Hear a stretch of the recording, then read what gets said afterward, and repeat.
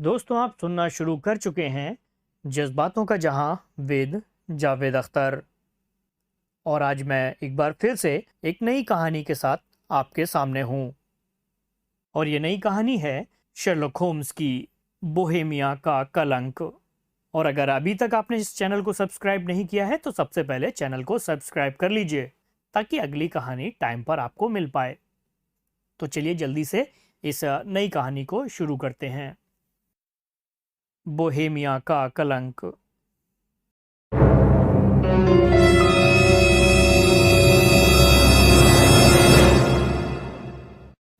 मकान लगभग वैसा ही था जैसा कि शर्लक होम्स ने उसका खाका मेरे सामने खींचा था, लेकिन इलाका इतना शांत नहीं था जैसा कि मैंने कल्पना की थी, बल्कि इसके विपरीत वहां अच्छी खासी गहमागहमी थी। पुराने और फटीचर से कपड़े पहने कुछ लोगों की टोली आपस में हंस हंस कर बातें करती हुई बीड़ी सिगरेट का धुआं उड़ा रही थी। एक तरफ एक चाकू छुरी वाला अपने पत्थर को घुमाता हुआ कैंची पर धार लगा रहा था। दो चौकीदार एक नर्स से दिल लगी कर रहे थे। देखा तुमने? जब हम मकान के आसपास इधर उधर टहल रहे थे तो शर्लक होम्स ने मुझसे कहा कि इस शादी की वजह से यह सारा मामला अब कितना आसान हो गया है। वह फोटोग्राफ अब दुधारी तलवार बन गया है। इस बात की अब पूरी संभावना है कि वह औरत इस बारे में उतनी ही सावधान और परेशान रहेगी कि वह फोटोग्राफ उसके पति नॉर्टन गॉडफ्री की नज़र में ना पड़ जाए, जितना कि हमारा बादशाह इस बात को लेकर चिंतित है कि कहीं वह राजकुमारी के हाथ ना लग जाए। अब सवाल यह है कि वह फोटोग्राफ हमें कहाँ मिल सकता है? कहाँ मिल सकता है, यही तो सोचना है। होम्स ने विचारपूर्ण स्वर में कहा। अब इस बात की तो कोई संभावना नहीं है कि हर वक्त वह अपने साथ लिए फिरती रहती होगी। वह कैबिनेट साइज का फोटोग्राफ है। बहुत बड़ा ना सही, लेकिन इतना बड़ा तो है ही कि कोई औरत उसे आसानी के साथ अपने कपड़ों में नहीं छुपा सकती। वह जानती है कि बादशाह के पास ऐसे साधन मौजूद हैं जिनसे वह उसे रास्ते में लुटवा भी सकता है और उसकी तलाशी भी ले सकता है। हम जानते हैं कि ऐसे दो प्रयास पहले ही किए जा चुके हैं और उनका कोई नतीजा नहीं निकला। इसलिए यह बात तो हमें मान लेनी चाहिए कि वह उसे अपने साथ लेकर नहीं घूमती। तो फिर उसे वह कहाँ छुपा कर रखती होगी? दो जगह और हो सकती हैं। एक तो उसका बैंकर या फिर उसका कोई वकील। लेकिन मैं समझता हूँ वह फोटोग्राफ उस औरत ने इन दोनों में से किसी के पास नहीं रखा होगा, क्योंकि औरतें स्वभाव से ही गोपनशील होती हैं और वे वस्तुओं को अपने ढंग से छुपाने में विश्वास रखती हैं। और फिर ऐसी महत्वपूर्ण चीज वह किसी और को क्यों देगी जिसके साथ किसी बादशाह का राजनीतिक भविष्य भी जुड़ा हो? नहीं, मैं नहीं समझता कि वह किसी अन्य को ऐसे नाजुक मामलों में इस रहस्य का हिस्सेदार बनाएगी। इसके अलावा हमें यह बात भी ध्यान रखनी चाहिए कि वे उसने उसका कुछ ही दिनों में उपयोग करने की धमकी भी तो दी है। इसका मतलब है कि उसने उसे किसी ऐसी जगह छुपाया है जहां से वह उसे फौरन हासिल कर सकती है। इसलिए मेरा पक्का यकीन है कि उसे उसने अपने घर में ही छुपा रखा है। लेकिन घर में भी तो दो बार चोरी कराई जा चुकी है। कच्चे चोर रहे होंगे। उन्हें यही नहीं पता होगा कि उस फोटोग्राफ को कैसे ढूंढना चाहिए। तुम कैसे ढूंढोगे? ढूंढूंगा ही नहीं। फिर क्या करोगे? वह औरत खुद मुझे बताएगी कि वह फोटोग्राफ उसने कहाँ रखा है। वह इनकार कर देगी। वह इनकार करने की हालत में ही नहीं होगी। लो, घोड़ों की टाप और पहियों की आवाज सुनाई दे रही है। लगता है वह आ गई। अब जो कुछ भी मैंने तुमसे कहा है सब कुछ वैसे ही करना। उसके इतना कहते ही मोड़ पर एक घोड़ा गाड़ी के बाजू की बत्ती की चमक दिखाई दी। वह एक छोटी सी बग्गी थी जो ब्रियोनी लॉज के दरवाजे के सामने जाकर रुकी।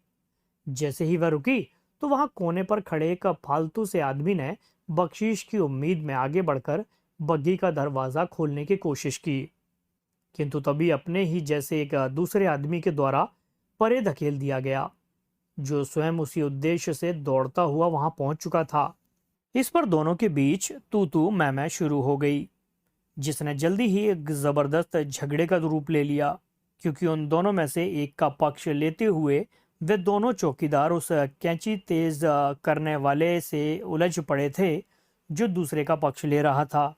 देखते ही देखते झगड़े ने हाथापाई का रूप ले लिया, क्योंकि गर्मा गर्म बहस के बीच किसी ने हाथ छोड़ दिया था, जिसका नतीजा यह हुआ कि वह महिला जो बग्गी से नीचे उतरी थी, जमीन पर कदम रखते ही वहां गुत्थम गुत्था हुए लोगों के झुंड में फंस गई, जो अब लातों और घूंसों के साथ साथ डंडों का भी प्रयोग करने लगे थे।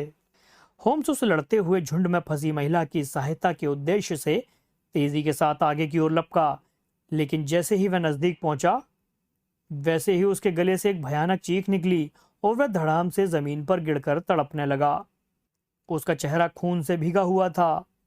उसके गिरते ही दोनों चौकीदार सिर पर पैर रखकर एक दिशा में भाग लिए और झगड़े में शामिल दूसरे लोग दूसरी दिशा में भाग लिए। लेकिन जो भले लोग उस हंगामे में शामिल नहीं थे, वो खामोश दर्शक की तरह खड़े सब कुछ देख रहे थे।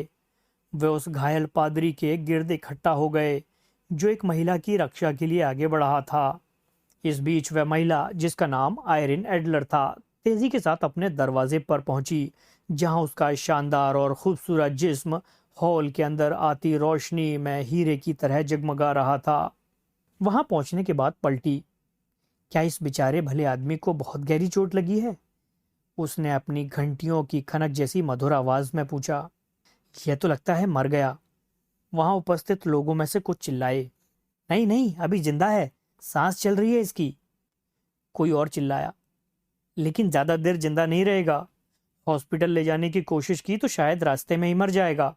लेकिन इसे यहां भी तो नहीं पड़े रहने दिया जा सकता। कोई और बोला। इसे सड़क से उठाकर किसी घर के अंदर तो लिटा दो। भीड़ में से एक औरत बोली। बहादुर आदमी है जो इस औरत की जान बचाने के लिए अपनी जान पर खेल गया। अगर यह नहीं होता तो वे बदमाश इसका पर्स और घड़ी वगैरह छीनकर भाग जाते। अंदर लिटाकर इसे पानी वानी पिलाओ, शायद बच जाए।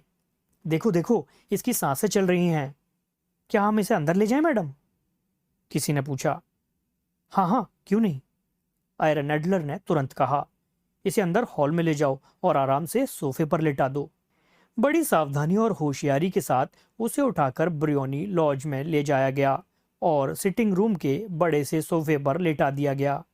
मैं खिड़की के पास अपनी जगह पर खड़ा हुआ बड़े आराम के साथ अंदर की गतिविधियों को देख सकता था। लैंप जले हुए थे और खिड़कियों के पर्दे नहीं खींचे गए थे, इसलिए मैंने साफ देखा कि होम्स सोफे पर लेटा हुआ था और आयरिन उसकी देखभाल में लगी हुई थी। होम्स तो उस समय अपना अभिनय बड़े जोर ढंग से कर रहा था, किंतु मुझे उस समय अपने ऊपर बड़ी शर्म आई जब मैंने आयरिन एडलर को एक गरिमापूर्ण दयालुता के साथ उस घायल व्यक्ति की सेवा शुश्रूषा करते देखा, जिसके साथ मिलकर मैंने उस बेहद खूबसूरत और शालीन सुंदरी के विरुद्ध एक कपटपूर्ण षड्यंत्र का जाल बुना था। लेकिन यह अपने सबसे प्यारे और इकलौते दोस्त होम्स के प्रति भी जबरदस्त विश्वासघात होता, अगर मैं उस काम को नहीं करता हूं जो उसने मुझे सौंपा था। मैंने अपने दिल को कड़ा किया और अपने ओवरकोट की जेब से वह सिगार की आकृति वाला धुएं का बम निकाला, क्योंकि मैंने अपने मन को समझा लिया था कि आखिरकार हम उसे कोई नुकसान तो नहीं पहुंचा रहे हैं, हम तो बस उसे किसी दूसरे को नुकसान पहुंचाने से रोक रहे हैं। इस बीच होम्स सोफे पर उठकर बैठ गया और इस प्रकार की हरकतें करने लगा जैसे उसे खुली हवा की सख्त जरूरत है। एक नौकरानी दौड़ी और उसने फुर्ती के साथ खिड़की खोल दी। उसी समय मैंने उसे अपना हाथ ऊपर उठाते हुए देखा। इशारा मिलते ही मैंने धुएं का बम अंदर फेंका और आग आग का शोर मचा दिया। धुएं के गहरे बादल कमरे में भर गए और खिड़की के रास्ते बाहर निकलने लगे। मुझे भागती हुई आकृतियों की झलक दिखाई दी और होम्स की भी आवाज सुनाई दी, जो उन सबको आश्वस्त कर रहा था कि खतरे की कोई बात नहीं है। घबराई हुई भीड़ में से होता हुआ मैं गली के नुक्कड़ पर पहुंच गया और 10 मिनट के बाद मैं खुशी से उछल गया जब मैंने अपने दोस्त को देखा, जो मेरा हाथ पकड़कर मुझे उस हंगामे से दूर ले जा रहा था। वह तब तक तेजी के साथ खामोशी से चलता रहा जब तक कि एक हम अन्य अपेक्षाकृत शांत गली में ना पहुंच गए, जो एजवारे रोड पर जाकर निकलती थी। तुमने अपना काम बहुत खूबसूरती के साथ निभाया डॉक्टर, वह बोला। बिल्कुल उसी तरह जैसा मैं चाहता था। क्या तुम्हें वो फोटोग्राफ मिल गया? मुझे पता चल गया है कि वह कहाँ है। और तुम्हें पता कैसे चला? उसी ने बताया कि वह फोटोग्राफ कहाँ रखा हुआ है, जैसा कि मैंने तुमसे कहा था कि वह खुद बताएगी। तुम्हारी यह पहेली नुमा बात मेरी समझ में तो नहीं आ रही। मैं कोई पहेली जैसी रहस्यमय बात नहीं कर रहा हूँ। वह धीरे से हंसा। बड़ी सीधी सादी बात है। इतना तो तुमने समझ ही लिया होगा कि गली में जो हंगामा हुआ उसे करने वाले वह सब मेरे ही आदमी थे, जिन्हें एक निश्चित रकम के बदले में आज शाम वह सब करने के लिए मैंने कहा था। इतना अंदाजा तो मैंने लगा लिया था। बस जब हंगामा शुरू हुआ तो मैंने अपने हाथ में गीला लाल रंग दबा लिया था। फिर मैं आगे लपका, चीख मारता हुआ जमीन पर गिरा। इसी बीच मैंने अपना हाथ मुंह पर फेर लिया और एक जबरदस्त घायल बन गया। अंधेरे में रंग और खून का फर्क पहचानना बहुत मुश्किल होता है। बहुत पुरानी ट्रिक है ये भी मैं समझ गया था। फिर वह लोग मुझे अंदर ले गए। हालात ही ऐसे बन गए थे कि वह इनकार नहीं कर सकती थी। उसे गुंडों से बचाने के खातिर मैं अपनी जान पर खेल गया था। ऐसे आदमी को क्या वो अपने घर में पनाह भी न देती? अपनी चतुराई पर होम्स धीरे से हंसा। मुझे ले जाकर सोफे पर लिटा दिया गया। उसके बराबर में ही उसका बेडरूम है। मकान की स्थिति से मैंने इतना अंदाजा जरूर लगा दिया था कि फोटोग्राफ इन दोनों में से किसी एक में कहीं छुपाया हुआ होना चाहिए, और मैं ये जानने का निश्चय कर चुका था कि वह कहाँ छुपाया गया है। खैर, थोड़ी देर बाद मैं सोफे पर उठकर ऐसे बैठ गया और ऐसा जाहिर किया जैसे मुझे सांस लेने में दिक्कत हो रही है। ऐसी हालत में खिड़की हर हालत में खुलनी थी और तुम्हें अपना काम करने का मौका मिल गया। लेकिन इस सारी चक्करबाजी में तुम्हें फोटोग्राफ का पता लगाने में कैसे मदद मिली? मेरा मतलब है कि आयरिन तुम्हें पता बताने के लिए कैसे मजबूर हो गई? इसके बाद तुम्हें थोड़ा नारी स्वभाव को समझना होगा, क्योंकि तब तुम्हारी समझ में बड़े आराम से आ जाएगा कि यह जो भी किया गया है वह कितना महत्वपूर्ण था। जब भी कोई औरत यह समझती है कि उसके घर को आग लग गई है, तो वह सबसे पहले उस चीज को बचाने के लिए दौड़ती है जो उसकी नज़र में सबसे ज्यादा कीमती है। अगर वह एक माँ होती तो सबसे पहले अपने बच्चे को बचाने के लिए दौड़ती। अगर वह एक माँ नहीं या कुंवारी है तो फिर अपने आभूषणों को लेने के लिए दौड़ेगी। उस परिस्थिति में यह ऐसा स्वाभाविक अंतः प्रेरणा पैदा होती है कि उस समय उसके अलावा उसे और कुछ नहीं सूझता। अब यह बात तो पहले की दो चोरियों से साबित हो चुकी है कि वह औरत अपने घर में कोई कीमती चीज नहीं रखती, सिवाय उस कीमती चीज के जिसकी हमें तलाश है।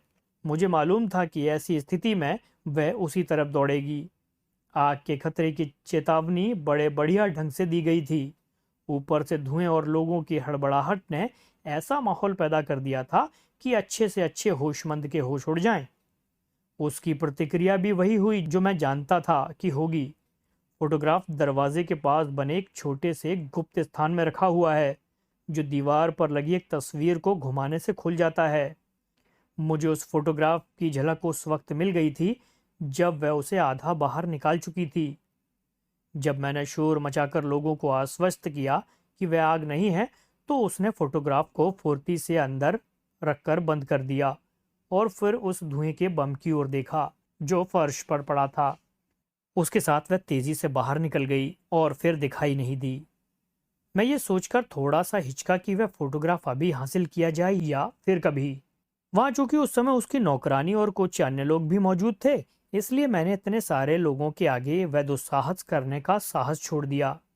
क्योंकि उस समय सब लोगों की नजरें मुझ पर जमी हुई थी, लिहाजा मैं उन लोगों से विदा लेकर चुपचाप निकल गया। क्योंकि अगर मैं इसी समय उस फोटोग्राफ को हासिल करने का दुस्साहस दिखाता तो वे लोग पुलिस को भी बुला सकते थे और तब बड़ी गड़बड़ हो जाती। उस हालत में बादशाह का यह मामला गोपनीय नहीं रहता। तो अब क्या करने का इरादा है तुम्हारा? मैंने पूछा।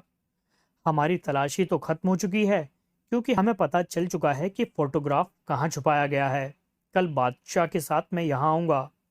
तुम अगर साथ आना चाहो तो मुझे बहुत खुशी होगी। जब तक वह औरत अंदर से निकल कर नहीं आती, तब तक नौकरानी हमें इंतजार करने के लिए सिटिंग रूम में बिठा देगी। लेकिन जब तक वह औरत अंदर से निकल आएगी, तब तक हम शायद उस फोटोग्राफ के साथ वहां से गायब हो चुके होंगे। शायद बोहेमिया के बादशाह के लिए यह बड़े संतोष की बात होगी कि उसने खुद उस फोटोग्राफ को अपने हाथ से हासिल किया है। लेकिन कल तुम्हारा किस वक्त आने का इरादा है? सुबह 8 बजे। मुझे मालूम है तब तक वह सोकर नहीं उठती, इसलिए मैदान साफ मिलेगा। लेकिन हमें समय का पाबंद रहना होगा, क्योंकि हो सकता है कि आज शादी हो जाने की वजह से उसके जीवन और उसकी आदतों में जबरदस्त बदलाव आ जाए। खैर, अब मुझे बिना देर किए बादशाह को भी सूचित करना होगा। हम बेकर स्ट्रीट पहुंचकर अपने दरवाजे के सामने रुके। शर्लॉक होम्स अपनी जेब में चाबी तलाश करने लगा। Good night mister Sherlock Holmes, तभी किसी ने पास से गुजरते हुए कहा। उस समय फुटपाथ पर कई लोग थे, फिर भी ऐसा महसूस हुआ कि अभिवादन एक पतले से युवक की तरफ से किया गया था, जो एक लंबा सा ओवरकोट पहने हुए तेजी के साथ गुजर गया था। मैंने यह आवाज पहले कहीं सुनी है, शर्लक होम्स ने गली की मध्यम रोशनी में उस दिशा को घूरते हुए कहा। आखिर कौन हो सकता है वह? उस रात मैं होम्स के साथ बेकर स्ट्रीट वाले घर में ही सोया। सुबह उस वक्त हम टोस्ट और कॉफी का नाश्ता कर रहे थे जब बोहेमिया का बादशाह तेजी के साथ कमरे में आया। तुम्हें वाकई में फोटोग्राफ मिल गया है क्या? उसने शर्लक होम्स के दोनों कंधे पकड़कर बेताबी के साथ उसकी आंखों में झांकते हुए पूछा। अभी नहीं, लेकिन मिल जाएगा। यानी तुम्हें मिलने की उम्मीद तो है ना? पूरी उम्मीद है। तो फिर जल्दी चलो, मैं उसे जल्दी से वापस हासिल करना चाहता हूँ। हम एक गाड़ी मंगवा लेते हैं। कोई ज़रूरत नहीं है, मेरी बग्गी मौजूद है। ये तो और भी अच्छा है। हम फौरन नीचे उतर आए और बादशाह बग्गी में सवार होकर एक बार फिर बिरयानी लॉज की ओर रवाना हुए। आयरन एडलर ने शादी कर ली है, होम्स ने बादशाह को बताया। शादी कर ली? कब? कल। मगर किससे? एक अंग्रेज वकील है, नॉर्टन नाम का। लेकिन वह उससे प्यार नहीं कर सकती। मुझे उम्मीद है कि वह उससे प्यार करती है। और तुम्हें यह उम्मीद क्यों है? क्योंकि उम्मीद पर दुनिया कायम है। अगर वह अपने पति से प्यार करती है तो महामहिम की भविष्य की सारी परेशानियां अपने आप दूर हो जाती हैं, क्योंकि इसका मतलब होगा कि वह महामहिम से प्यार नहीं करती। उस हालत में ऐसा कोई कारण नहीं रह जाता कि बेमतलब ही महामहिम की निजी जिंदगी में किसी प्रकार की दखल अंदाजी करे। वह तो ठीक है, लेकिन फिर भी। खैर, काश किसी सही खानदान से होती, वह शाही बेगम के रूप में कितनी शानदार लगती। और वह खामोश होकर अपने ख्यालों की दुनिया में खो गया। वह खामोशी तब तक नहीं टूटी जब तक कि हम सरपेंटाइन एवेन्यू नहीं पहुंच गए। ब्रियोनी लॉज का दरवाजा खुला हुआ था और एक अधेड़ औरत बाहर सीढ़ियों के पास ही खड़ी हुई थी। जैसे ही हम बग्गी से नीचे उतरे तो मैंने पाया कि वह हमें तिरस्कारपूर्ण नजरों से देख रही थी। आप में से कोई एक शायद शर्लक होम्स है, वह हम तीनों के चेहरों पर नजरें दौड़ाती हुई बोली। मैं शर्लक होम्स हूँ। मेरे दोस्त ने उसे सवालिया नजरों से, या यह कहना उचित होगा कि चौंकी हुई नजरों से देखते हुए कहा। अच्छा, आप हैं? मेरी मालकिन ने बताया था कि शायद आप आएं। वे यहाँ से सुबह 5:15 की ट्रेन से अपने पति के साथ यूरोप यात्रा के लिए रवाना हो गई हैं। क्या? सुनकर शर्लक होम्स को ऐसा झटका लगा कि एक बारगी तो वह लड़खड़ा सा गया। वह खोखले से स्वर में बोला, तुम्हारा कहने का मतलब है कि वह इंग्लैंड से बाहर चली गई हैं और अब कभी लौट कर भी नहीं आएंगी? और वो फोटोग्राफ? बादशाह की आवाज होम्स से भी ज्यादा खोखली थी। वह भी गया। वह भी गया? देखते हैं। होम्स नौकरानी के पास से गुजरते हुए तेजी के साथ भीतर घुसा। पीछे पीछे बादशाह और मैं भी थे। सिटिंग रूम का फर्नीचर बिखरा हुआ पड़ा था। सब अलमारियां और दरवाजें खुली पड़ी थीं। साफ दिखाई दे रहा था कि उस जगह को बड़ी जल्दबाजी में खाली किया गया था। होम्स सीधा दरवाजे के पास बनी तस्वीर की ओर लपका। उसे घुमाकर उसने एक गुप्त स्थान खोला। उसमें हाथ डालकर उसने एक फोटोग्राफ और पत्र बाहर निकाला। फोटोग्राफ आयरन एडलर का था, जिसमें उसने एक इवनिंग ड्रेस पहनी हुई थी। पत्र पर शर्लक होम्स का नाम लिखा था।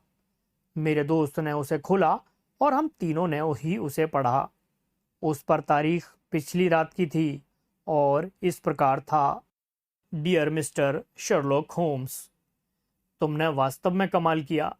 मैं वाकई चक्कर खा गई थी। तब तक मुझे किसी किस्म का कोई संदेह नहीं हुआ जब तक कि आग का शोर नहीं मचा। लेकिन जब बाद में मुझे महसूस हुआ कि बौखलाहट में मैं एक गलत हरकत कर बैठी, तो मैंने सोचना शुरू किया। महीनों पहले मुझे तुम्हारे बारे में सावधान किया गया था। मुझे बताया गया था कि इतनी बार असफल होने के बाद अगर बादशाह कोई नई कोशिश करेगा तो वह तुम्हारे माध्यम से करेगा, और तुम्हारा पता भी मुझे दे दिया गया था। इस सब के बावजूद भी तुमने मुझे अपना वह रहस्य खोलने के लिए मजबूर कर दिया जिसे मेरे अलावा और कोई नहीं जानता था, और तुम वह बात जान गए जो जानना चाहते थे। तुम्हारे बारे में संदिग्ध होने के बावजूद भी मैं उस प्यारे से बूढ़े पादरी का कुछ अहित नहीं करना चाहती थी, जो मेरे खातिर गुंडों से भिड़ने के लिए आगे बढ़ा था, चाहे वह गुंडे उसी के क्यों न थे। शायद तुम जानते होगे कि मुझे एक बेहतरीन एक्ट्रेस माना जाता है, और मैं हूं भी। आदमियों की पोशाक पहनकर मैंने कई बार सफलतापूर्वक एक्टिंग की है। मैंने कई बार उस आज़ादी का उपयोग किया है जो पुरुषों की पोशाक पहनकर भीड़ भरे बाजारों में घूमने फिरने पर महसूस होती है। इसलिए जैसे ही तुम्हारी चाल मेरी समझ में आई, तो मैं नौकरानी को तुम पर नजर रखने के लिए कहकर दौड़ती हुई ऊपर पहुंची, और फटाफट पुरुषों की पोशाक पहनने के बाद ऊपर से लंबा सा ओवरकोट पहना तथा सिर पर हैट रख लिया। यह सब पहनकर जब मैं आई तो उस समय तुम मेरे घर से बाहर निकल रहे थे। खैर, वहां से मैंने तुम्हारे घर के दरवाजे तक तुम्हारा पीछा किया, ताकि इस बात का निश्चय किया जा सके कि मैं वाकई प्रसिद्ध और यशस्वी मिस्टर शर्लॉक होम्स के आकर्षण का केंद्र बन चुकी हूँ। और तब मैंने अपने मन की एक मूर्खतापूर्ण तरंग के वशीभूत होकर तुम्हें गुड नाइट कहा और सीधे अपने पति से मिलने के लिए इनर टेम्पल रवाना हो गई। आपस में विचार करने के बाद हम दोनों इस नतीजे पर पहुंचे कि जब कोई दुर्जय प्रतिद्वंदी सामने आ जाए तो मैदान छोड़कर भाग जाने में ही भलाई है। इसलिए कल तुम जब यहाँ आओगे तो तुम्हें हौसला खाली मिलेगा। जहाँ तक उस फोटोग्राफ का सवाल है, तो अपने क्लाइंट से कह दो कि उसे परेशान होने की ज़रूरत नहीं है, और मैं अब एक ऐसे आदमी से प्यार करती हूँ जो मुझे भी बहुत प्यार करता है, जो उसके मुकाबले में लाख दर्जे बेहतर इंसान है। बादशाह से कह देना कि जो जी में आए कर सकता है। अब उसकी ओर से उसके किसी कार्य में विघ्न नहीं डाला जाएगा जिसके साथ उसने बड़ा ही बेरहम और निर्दयतापूर्ण व्यवहार किया है। मैं उस फोटोग्राफ को केवल अपनी सुरक्षा के खातिर अपने पास रख रही हूँ, क्योंकि अब बादशाही दिमाग की सनक का कोई भरोसा नहीं कि वह भविष्य में मुझे न जाने कब किस तरह का नुकसान पहुंचाने की कोशिश करने लगे। वह फोटोग्राफ उसे याद दिलाता रहेगा कि अगर उसने मेरा कोई भी हित करने की कोशिश की तो मेरे पास भी एक ऐसा हथियार है जिसके द्वारा उसे कलंकित किया जा सकता है। वैसे मैं अपना एक फोटोग्राफ छोड़े जा रही हूँ, शायद वह उसे अपने पास रखना पसंद करे। बस इतना ही मिस्टर शर्लॉक होम्स। शुभाकांक्षी आयरिन नॉर्टन एडलर। क्या औरत है, वाकई क्या औरत है। जब हम तीनों इस पत्र को पढ़ चुके थे तो बोहेमिया के बादशाह ने कहा, क्या मैंने तुम्हें नहीं बताया था कि वह कितनी तेज और जिद्दी है। वह निश्चित रूप से एक शानदार महारानी बनती। क्या यह दुर्भाग्य की बात नहीं है कि वह हमारे बराबर के किसी खानदान की नहीं है। जितना कुछ भी मैंने उस महिला के बारे में जाना है, उससे एक बात तो साफ पता चलती है, वह किसी भी हालत में महामहिम के बराबरी की नहीं हो सकती थी। होम्स ने बेहद ठंडे स्वर में कहा, मुझे अफसोस है कि मैं आपके इस मामले को किसी बेहतर परिणाम तक नहीं पहुंचा सका। अपना दिल छोटा मत करो, बादशाह बोला। इससे बेहतर परिणाम मुझे चाहिए भी नहीं, क्योंकि मैं जानता हूं वह अपने वचन की पक्की है। वह फोटोग्राफ अब उतना ही सुरक्षित है जितना कि किसी आग में होता है। महामहिम ने जो कहा उसे सुनकर मुझे बेहद खुशी हुई। मैं तुम्हारा बेहद एहसानमंद हूँ। मेहरबानी करके बताओ कि तुम क्या इनाम चाहते हो। अभी ये अंगूठी। उसने अपनी उंगली से उतारकर एक बड़े कीमती नग की सर्पाकार अंगूठी होम्स की ओर बढ़ा दी। महामहिम के पास एक चीज और ऐसी है जो मेरे लिए इस अंगूठी से ज्यादा कीमती है। नाम लो और समझो वह तुम्हें मिल गई। ये फोटोग्राफ। बादशाह ने उसे आश्चर्य के साथ देखा। आयरिन का फोटोग्राफ? उसने हंसी के साथ कहा, ओ जरूर जरूर, अगर तुम इसे रखना चाहो तो खुशी से रख सकते हो। महामहिम को बहुत बहुत धन्यवाद। अब इस मामले में और कुछ कहने के लिए तो रह नहीं गया, इसलिए मैं अब आपको नमस्कार करके विदा ले लूं। कहने के साथ ही और फिर बादशाह के अपनी ओर बड़े उस हाथ को नजरअंदाज करता हुआ जिसमें कि उसने इनाम में देने के लिए अपनी अंगूठी पकड़ी हुई थी, मेरे साथ वापस अपने घर की ओर लौट पड़ा। और इस तरह बोहेमिया के कलंक का वह मामला चुपचाप दब गया, जो वहां की बादशाहत के लिए एक बहुत बड़ा खतरा पैदा करने वाला था। इसके साथ ही मैं यह भी कहना चाहूंगा कि इस तरह महान जासूस मिस्टर शर्लॉक होम्स की बेहतरीन चाल को एक औरत ने अपने बुद्धि बल से मात दे दी। लेकिन इस बात का होम्स को कोई अफसोस ना था। वह अक्सर उस औरत की चतुराई का किस्सा बड़े मजे ले लेकर सुनाया करता था, लेकिन अब वो उसका ज्यादा जिक्र नहीं किया करता था। मगर जब कभी भी वे आयरन एडलर अथवा उसके फोटोग्राफ का जिक्र करता था, तो हमेशा उसे औरत ही कहता था, सिर्फ औरत। मानो उसके पास औरत से ज्यादा सम्मानजनक शब्द कोई था ही नहीं, जिससे संपूर्ण जाति के गौरव का बोध होता हो। तो ये थी आज की कहानी। तो आपको ये कहानी कैसी लगी, कमेंट में ज़रूर बताइए। और इसी तरीके की और कहानियाँ सुनने के लिए चैनल को सब्सक्राइब करना मत भूलिए, और हो सके तो दूसरों के साथ शेयर भी कर दीजिए। तो मिलते हैं अगली कहानी में, तब तक के लिए अलविदा। और अंत तक सुनने के लिए प्रेम पूर्वक